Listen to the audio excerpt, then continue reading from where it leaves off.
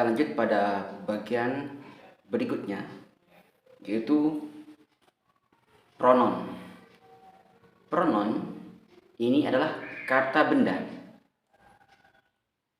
Menurut Oxford Dictionary dikatakan bahwasanya pronoun itu word used instead of noun itself. Pronoun itu adalah kata yang digunakan sebagaimana mestinya benda itu sendiri. Jadi maksudnya adalah pronoun itu tidak jauh fungsinya dengan benda, di mana dia bisa berstatus sebagai objek, bisa berstatus sebagai subjek, persis dengan noun itu sendiri. Noun itu posisi dalam kalimat bahasa Inggris ada di dua posisi, kalau nggak di subjek, di objek. Bahkan bisa dibalik, bisa di objek, bisa di subjek. Contoh pada kalimat ini, Adi studies English, it is studied by him. Bahwasanya pronoun itu sebagaimana halnya benda.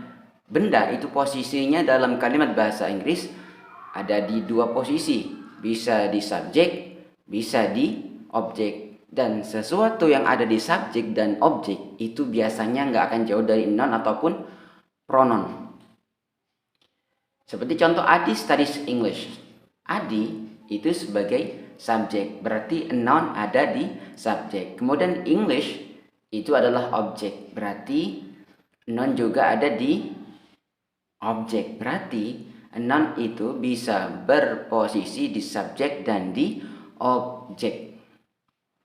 Bahkan bisa juga di subjek kalau sudah nanti menggunakan pronoun ataupun tidak menggunakan pronoun. Contoh, it is studied by him. Dibalik, tadinya English sebagai objek, kalau dijadikan pronoun itu akan menjadi di sebuah teks akan menjadi subjek, dan tadinya Adi sebagai subjek bisa menjadi objek. Artinya non pronoun ini bisa berposisi di dua keadaan, bisa di subjek ataupun di objek. Oke, kita lanjut. Kemudian pronoun berdasarkan visual atau praktek dialognya ataupun secara tertulisnya itu ada 3 macam. Pertama, first person, second person, third person. Pertama, first person, orang yang bicara. Dan orang yang bicara itu ada bentuk singular dan ada yang bentuk plural. Singular, I, saya. Contohnya, I speak English. I itu adalah first person, ya, bentuk singular. Kemudian yang kedua adalah plural. Misalkan kita ngumpul-ngumpul nih, kita bicara, we speak English. Kita nih, kita speak, berbicara bahasa Inggris. Nah, maka we di sini merupakan bagian daripada first person untuk yang plural.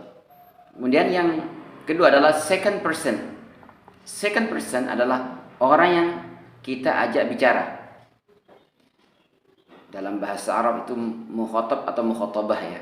Cuman di sini nggak ada macam mukhatab. Yang penting yang diajak bicara, mau laki ataupun perempuan itu sama, you. Di sini pun juga ada bentuk singular dan plural. Singular adalah you dan plural itu adalah you. Biasanya embel-embelnya dalam speaking itu you all. I appreciate you all. Saya apresiasi kalian semuanya.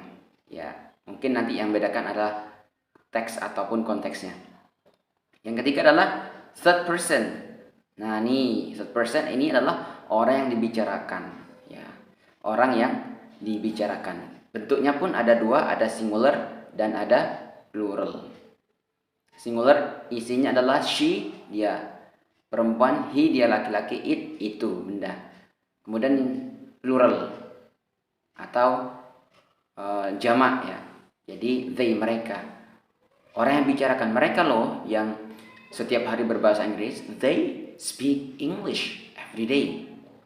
Dia loh yang masak setiap hari. perempuan, she cooks the rice every day.